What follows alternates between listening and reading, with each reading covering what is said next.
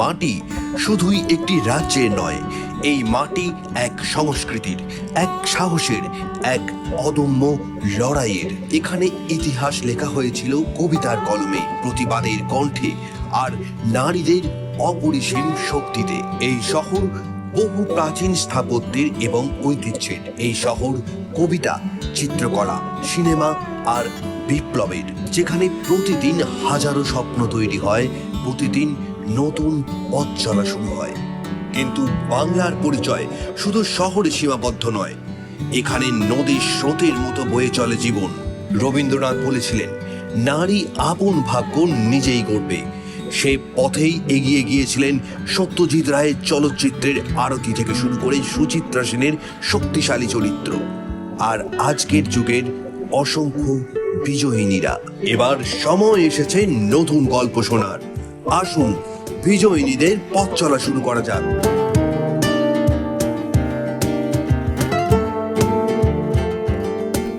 নমস্কার, দেখছেন কেটিভি বাংলা। বিজয়িনীর আরো একটি পর্ব নিয়ে আমি অনন্যা রয়েছে আপনাদের সঙ্গে। নারীদের বঞ্চনার কথা, নারীদের অধিকারের কথা নিয়ে প্রায় কথা বলতে শোনা যায় অনেককে, কিন্তু আজ আমাদের সাথে স্টুডিওতে এমন একজন রয়েছেন যিনি পুরুষদের অধিকার নিয়ে কথা বলেন। আজ আমাদের সঙ্গে স্টুডিওতে রয়েছেন অল বেঙ্গল মেন্স ফোরামের প্রেসিডেন্ট নন্দিনী ভট্টাচার্য। নন্দিনীদি, বিজয়িনীর এই অনুষ্ঠানে অনেক অনেক স্বাগত। অনেক ধন্যবাদ। নন্দিনীদি, আমি শুরুতেই জানতে চাইবো যে তুমি নিজে একজন মহিলা হয়ে এই পুরুষদের অধিকার নিয়ে কথা বলার ভাবনাটা এটা কবে প্রথম মাথায় এলো?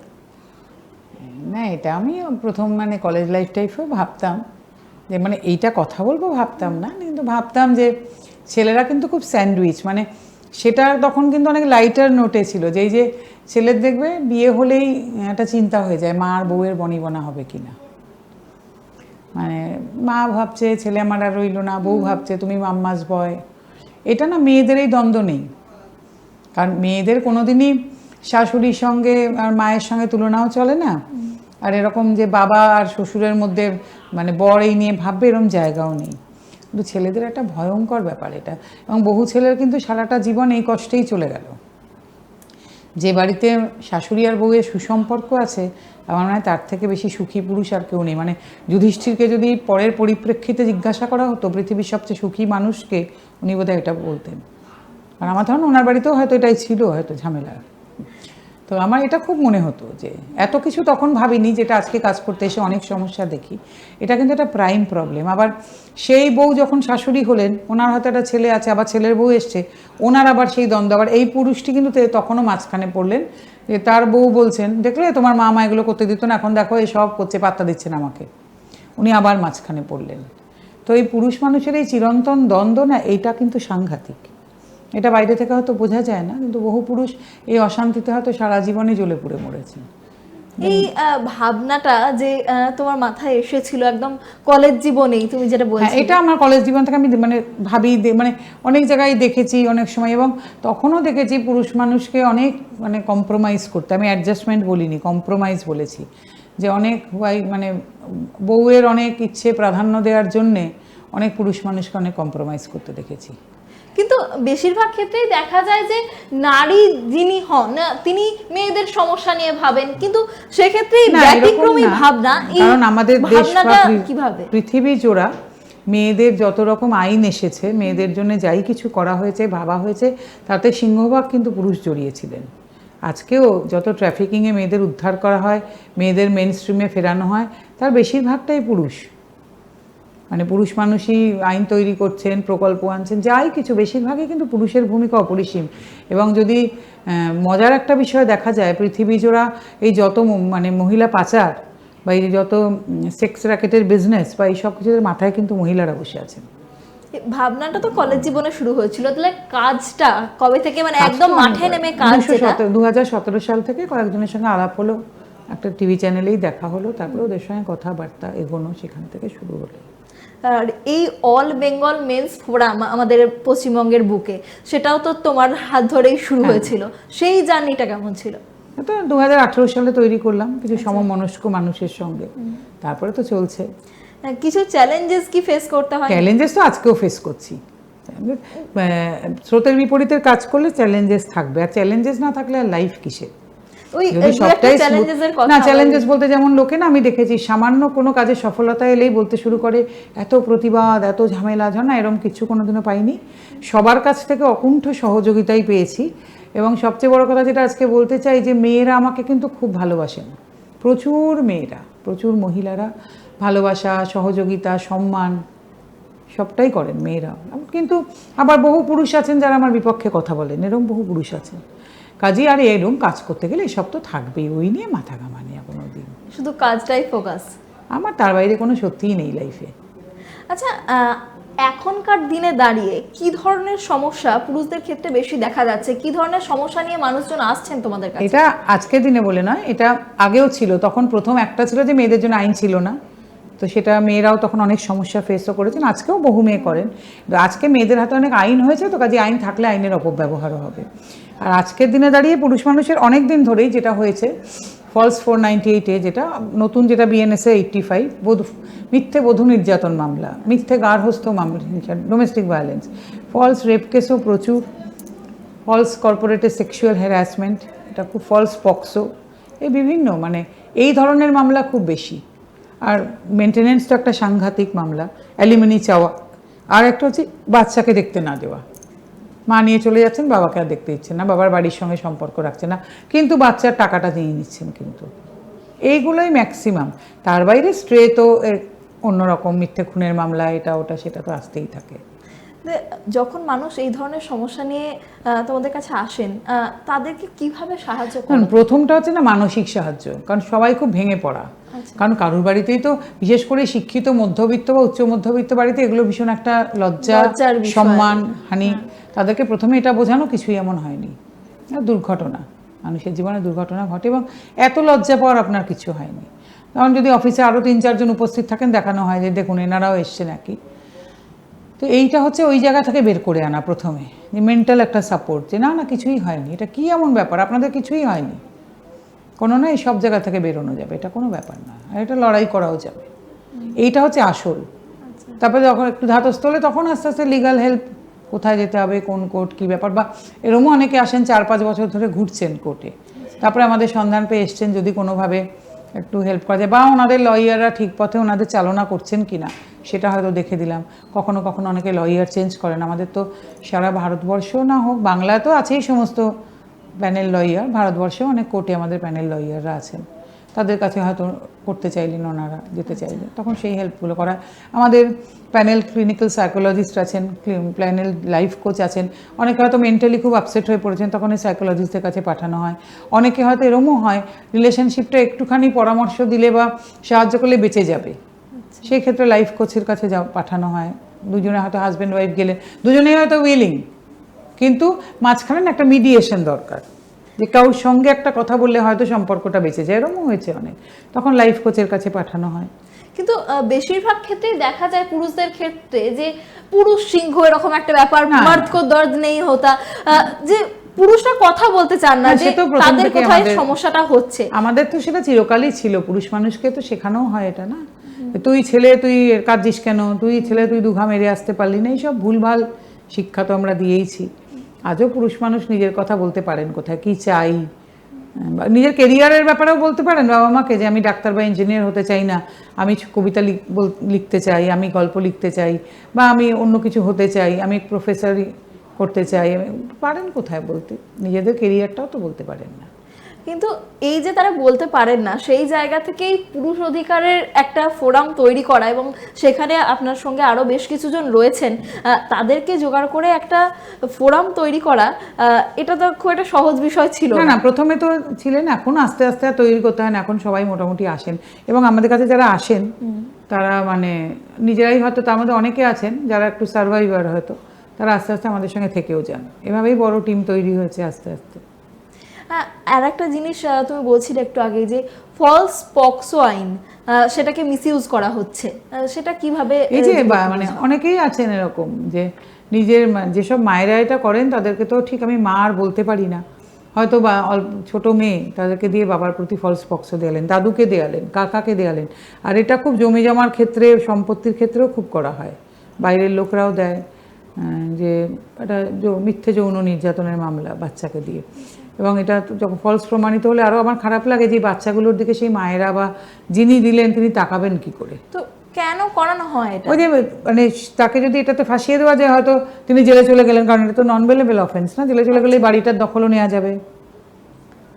এই পর্যায়ের প্রচুর মিথ্যে বাবাকে প্রচুর বক্তব্য মায়েরা হয়। দিচ্ছেন, আমরা তো এই জন্য বাবার আমাদের কাছে এলে অনেকেই তো সন্তানের জন্য খুবই আপসেট থাকেন, আমরা তো মেয়ে সন্তানের ক্ষেত্রে বাবাকে বলিও যথেষ্ট দূরত্ব বজায় রাখতে। এবং সেক্ষেত্রে যে মেয়ে সন্তান তারও তো একটা ভবিষ্যৎ প্রভাব প্রচন্ড, পড়ে। এবং এই সমস্ত মেয়ে সন্তানরাই ভবিষ্যতে হয়তো আবার তারাই তৈরি হবেন যারা এই মিথ্যে মামলা দেবেন, মিথ্যে কেস দেবেন, বা তাদের এমন একটা মেন্টাল ট্রমা হবে না, তাদের ভবিষ্যৎ জীবনটাই নষ্ট হয়ে যাবে। মায়েরা এগুলোও বুঝতে পারছেন না। বেশ, আমরা আবারও আলোচনায় ফিরবো, কিন্তু তার আগে নিয়ে নিচ্ছি একটা ছোট্ট বিরতি। ফিরে আসছি বিরতির পর, সঙ্গে থাকুন। ফিরে এলাম বিরতির পর, আর আজ আমাদের সঙ্গে স্টুডিওতে রয়েছেন পুরুষ অধিকার কর্মী নন্দিনী ভট্টাচার্য। নন্দিনী দি, আমরা কথা বলছিলাম যে কি কি ধরনের সমস্যার মধ্য দিয়ে আজকে পুরুষ সমাজ যাচ্ছে এবং তাদেরকে আপনারা কিভাবে সাহায্য করছেন সেই বিষয়টা নিয়ে আমরা কথা বলছিলাম। পুরুষের মধ্যে একটা প্রবণতা খুব বেড়ে যাচ্ছে, পৃথিবী জুড়ে আত্মহত্যা। হ্যাঁ, এবং এই যে বলা হয় না মেয়েদের আত্মহত্যার ক্ষেত্রে তো অনেক কম পুরুষের থেকে, পুরুষের প্রায় 6 গুণ বেশি। পুরুষের আত্মহত্যার কিন্তু অনেক রকম 6 কারণ গুণ বেশি। পুরুষের আত্মহত্যা আপনি গুগল করলেই পাবেন। পুরুষের আত্মহত্যা কিন্তু বিভিন্ন কারণে হয়। ইএমআই দিতে না পারার জন্য হয়, অফিসের স্ট্রেসেও হয়, বাচ্চাকে দেখতে পাচ্ছি না এই কারণেও হয়, ম্যাট্রিমোনিয়াল ডিসপুটে তো আছেই যে মিথ্যে অপবাদ বদনাম, এই কারণেও হয়। মেয়েদের যেমন বলা হয় না যে হয়তো আত্মহত্যা করছে ডাউরি কারণে, অত্যাচারে, যন্ত্রণে, তো পুরুষের আত্মহত্যার কিন্তু বিভিন্ন সেগমেন্ট আছে। হ্যাঁ, এটা আমাদের মনে রাখতে হবে। বেশিরভাগ কি কারণ দেখা যায় এর পেছনে? নানান রকম, এই যে বিভিন্ন রকম স্ট্রেস, হয়তো কেউ ইএমআই দিতে পারলেন না, চাকরিটা চলে গেছে, আরও নানান কিছু। পুরুষের স্ট্রেসের কিন্তু বিভিন্ন কারণ, সেটা বোঝা খুব ডিফিকাল্ট। এই জন্য এবছর 10ই অক্টোবর তো মানে ওয়ার্ল্ড মেন্টাল হেলথ ডে ছিল। কিছু কিছু নামী হসপিটালে কিন্তু পুরুষ মানুষের মেন্টাল হেলথ নিয়ে শুধু আলোচনা করা হয়েছে, সেমিনার আয়োজন করা হয়েছে। কিন্তু আমরা এখন যেটা দেখি এখনো কিন্তু অনেকটাই কম এই পুরুষ অধিকার নিয়ে কথা বলার জায়গাটা, কিন্তু সেই তুলনায় ফেমিনিজম নিয়ে কথা বলারটা আমরা অনেক বেশি দেখতে পাই। মেয়েরাও অনেক লড়াই করে সবকিছু পেয়েছেন এবং সময় লেগেছে। পুরুষ অধিকারের লড়াই তো অনেক নতুন লড়াই, তাতে তো সময় লাগবেই না। এটা কি সারা দেশ জুড়েই হচ্ছে? হচ্ছে অল্প বিস্তর, সারা ইন্টারন্যাশনালিও হচ্ছে। ইন্টারন্যাশনালি যে জিনিসটা খুব প্রকট সেটা হচ্ছে প্যারেন্টাল অ্যালিয়েনেশন, মানে এই বাচ্চাকে না দেখতে দেওয়া বাবাদেরকে, এটা খুব প্রকট। ফাদার্স মুভমেন্ট একটা বিরাট বড় মুভমেন্ট পৃথিবী জুড়ে। হ্যাঁ, কিন্তু একটা বাবার সাথেও তো তার সন্তানের একটা মানসিক বন্ধন থাকে, সেখানে কোথাও গিয়ে তাদের সাফার করতে হয়।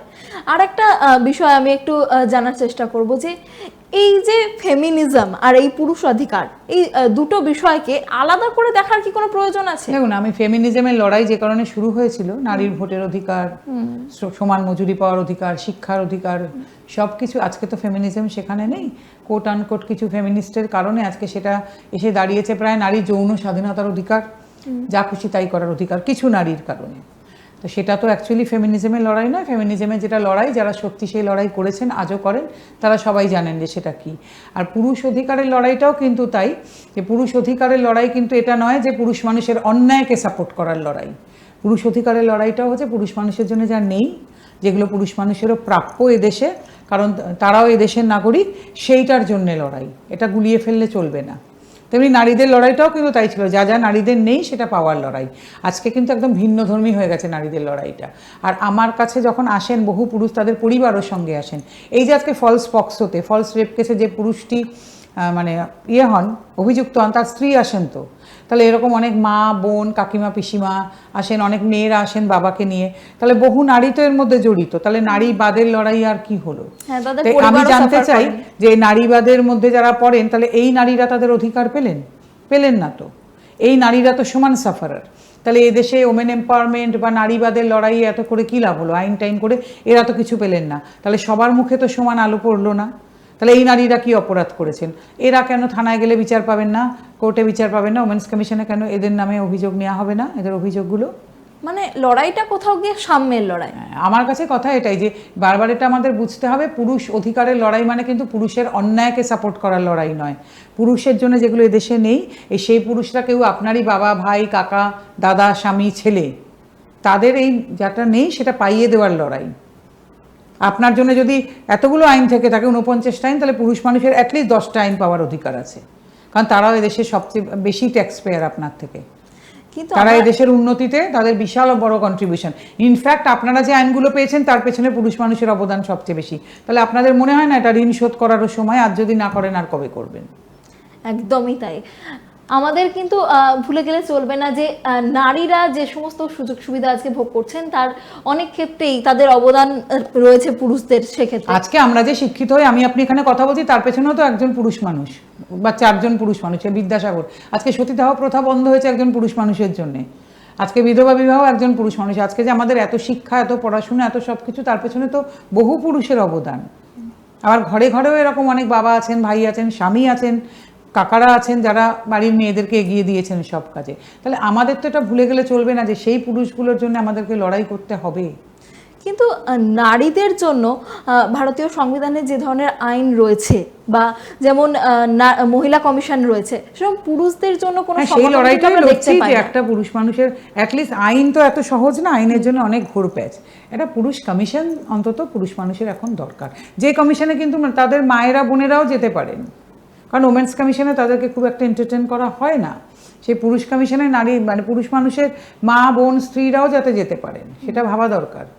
কিন্তু সেক্ষেত্রে তো বলা হয় যে মানবাধিকার কমিশন রয়েছে, তারা কোনো কিছুই কোনোদিন জীবনে দেখেনি। তারা বুকে হাত রেখে বলতে পারবেন তারা পুরুষ মানুষের একটা কমপ্লেনও এন্টারটেন করেছেন? আর এটা মাথায় রাখবেন, মানবাধিকার কমিশনে কিন্তু এরকম মানে ইন্ডিভিজুয়াল মানুষের নামে কমপ্লেন করা যায় না। ওনারা কোনোদিনই পুরুষ নিয়ে ইন্টারেস্টেড না। ইনফ্যাক্ট ওনারা মহিলা নিয়েও কি ইন্টারেস্টেড নাকি?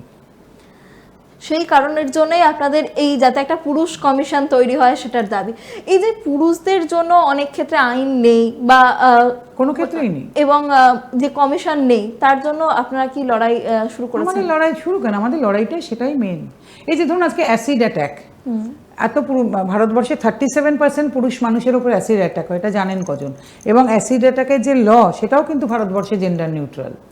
এত যে অ্যাসিড অ্যাটাক পুরুষ মানুষ আছেন তা নিয়ে কটা কথা হয়, তাদের নিয়ে কটা র্যাম্প শো হয়েছে, তাদেরকে কবার টাকা পাইয়ে দেওয়ার কথা ভাবা হয় বা তাদের পুনর্বাসনের কথা ভাবা হয়? কেন হয় না? আমরা কাজ করি বলে আমরা জানি, কেন ভাবা হয় না তাদের নিয়ে? কারণ আপনারা জানেনই তো না। কারণ এক্ষেত্রে প্রচারটাও বোধহয় একটু কম, কেন মিডিয়ার ফোকাসটা প্রচারে টিআরপি নেই তাই। আবার বহু নারী আছেন যারা নানান রকম সমস্যায় জর্জরিত। আজকে যে ইটভাটার শ্রমিক, কয়লা খাদানের শ্রমিক, যে সমস্ত নারীরা, তাদের কত রকম সমস্যা, কজন সেটা নিয়ে আপনারা কথা বলেছেন? আপনারা মেনলি আটকে আছেন ধর্ষণ আর শ্লীলতাহানিতে, কারণ তার টিআরপি বেশি। কিন্তু এই ধর্ষণ আর শ্লীলতাহানিটা কি শুধুমাত্র মহিলাদের ক্ষেত্রে, পুরুষদের ক্ষেত্রে কি নয়? ভারতবর্ষে 18% পুরুষ মানুষের তো ধর্ষণও হয়, কেউ সে নিয়ে কেউ কথা বলতে চান, কেউ কথা বলতে চায় না। আমি এটাই বলতে চাই যে নারীদেরও তার বাইরে অনেক সমস্যা আছে। ছোট ছেলেদের ক্ষেত্রেও কি এই ধরনের সমস্যা দেখা যায়? ভারতবর্ষে 53% বয় চাইল্ড আর সেক্সুয়ালি অ্যাবিউজড। তাদের কথা কি কোথাও ভাবা হচ্ছে না? কারণ আমাদের তো পক্সো আইনটাও জেন্ডার নিউট্রাল, কিন্তু তাদের বাবা মারাই কি তাদের কথা ভাবেন? তাদের বাবা মারাই জানেন ছেলেদেরকেও এগুলো শেখানো উচিত। আমাদের দেশে কোনো কিছু ঠিকঠাক না। আমাদের দেশে সেক্স এডুকেশন নিয়ে কোনো কথা নেই। বাবা সেক্স এডুকেশন মানে কিভাবে ইন্টারকোর্স করতে হয়, কিন্তু এখন তো গুড টাচ ব্যাড টাচ এটা ছেলেদের শেখানো হয়। হয় ছেলের বাবা মারা জানেন ছেলেদের শেখাতে হয়? আমরা সেক্স এডুকেশন বলতে বুঝি যখন সুপ্রিম কোর্ট বলছেন সবার সেক্স এডুকেশন করা উচিত, একদল লোক গেল করে পড়ছে এবার নাকি আমাদের দেশ রসাতলে যাবে। আরে সেক্স এডুকেশন মানে কিভাবে ইন্টারকোর্স করতে হয় সেটা নয়। সেক্স এডুকেশন 8-10টা এডুকেশনের মতন একটা জরুরি কাজ। আর আমরা জীবনে না সেক্সটাকে খুব গ্লোরিফাই করে ফেললাম, তাই জন্য আমাদের এত প্রবলেম। ওটাও 8-10টা কাজের মতো একটা কাজ। যেদিন আমরা এটা বুঝতে পারবো সেদিন অর্ধেক প্রবলেম আমাদের কমপ্লিট হয়ে যাবে। এটা আমরা বুঝলাম না তো। এই যে যারা ছেলের মায়েরা রয়েছেন তাদের জন্য আপনি কি পরামর্শ দেবেন? তাদের ছেলেকে ঠিক কোন কোন শিক্ষায় শিক্ষিত করা জরুরি বলে আপনি মনে করেন, যে যাতে তাদের অধিকারটা ভবিষ্যতে গিয়ে ঠিক থাকে এবং সমাজটাও সুন্দরভাবে বাবু বাবু করা বন্ধ করতে হবে। আর ছেলেদেরকে একটু ঠিকঠাক মানে সমস্ত কিছু শিখিয়ে পড়িয়ে একটু মাথা উঁচু করে বাঁচতে শিখতে হবে। বড্ড বাবু বাবু করেন আপনারা, আপনাদের প্রচুর প্রবলেম আছে। আপনারা বা ছেলের বউ এলেও সবসময় চান না ছেলে আর ছেলের বউ একসঙ্গে ভালো থাকুক। মেয়ের মাদের তো প্রবলেম আছেই, তো আমার কাজ সেটা নয়, আমি তো মেয়েদের নিয়ে কাজ করি না। তো ছেলের মায়েদেরও প্রচুর প্রবলেম, আর সেটা ফেস করতে হয় একজন পুরুষকে। হ্যাঁ, সেটাও আবার একজন পুরুষ। বহু ছেলে আছে যারা হয়তো বউয়ের সঙ্গে থাকতে চাইছিল, ছেলের মা থাকতে দিল না, এরকম আমি অনেক জানি। আর ভাবার কোনো কারণ নেই আমি পুরুষ অধিকার কর্মী বলেই আমি সব অন্যায় সাপোর্ট করে যাব, কখনো না। আর আমার থেকে ভালো এগুলো কেউ জানে না।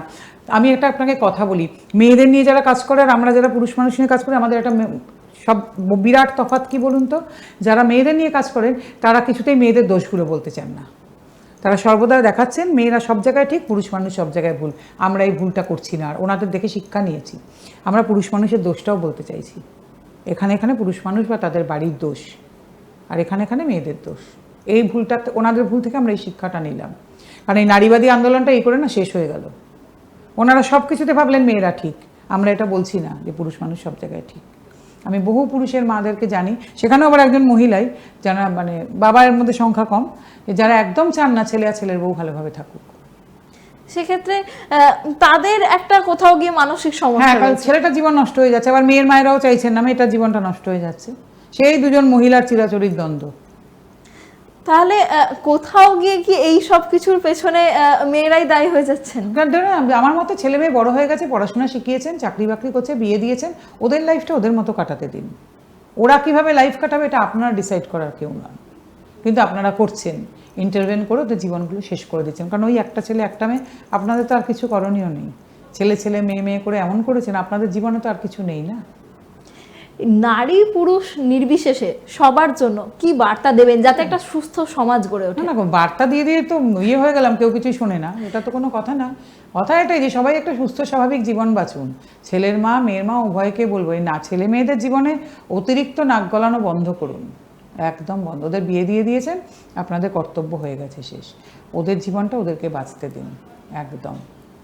অনেক ধন্যবাদ নন্দিনীদি আমাদের এতটা সময় দেওয়ার জন্য। আজকের মতো আমাদের বিজয়নীর অনুষ্ঠান এই পর্যন্তই। সঙ্গে থাকুন, দেখতে থাকুন কেটিভি বাংলা। নমস্কার।